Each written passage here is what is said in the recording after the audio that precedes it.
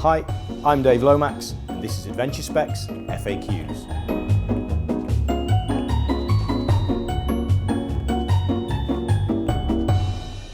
EN17092, numbers that every member of the motorcycling community are soon going to hear about if you're not already aware of it, particularly if you live or ride in Europe. 17092 is a new standard for protective motorcycle clothing, which has been formulated and agreed upon now by the European Union, which means that anybody choosing to manufacture or sell motorcycle clothing within the European Union must make it to a high enough quality and standard for it to be fit for purpose. That means you can no longer make a cheap pair of trousers in a factory somewhere which may use unethical manufacturing practices, dyes which damage the environment, poor quality materials or poor quality manufacturing practices, sell them cheaply in a shop, which essentially results in the event of you having an accident in the trousers in some way failing, falling to pieces, damaging you or hurting the environment.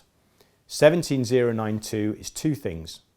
As a consumer, it enables you to have confidence in the quality and the way that the garment is constructed and its ability to protect you in the event of a crash.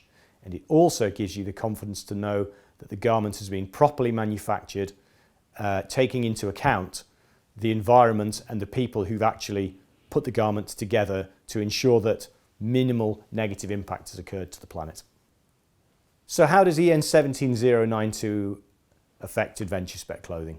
Well, we're very proud to say that we were always sure that our clothing was made ethically, sourced properly and manufactured to high standards. And you now have the confidence because shortly all Adventure Spec clothing will be certified to EN17092 that it's not just us that says that, the certification tells you the same thing. However, there will need to be some small changes to our product lines going forward. For example, we like our vents in our clothing to open as widely as possible so we can get as much airflow in as we can.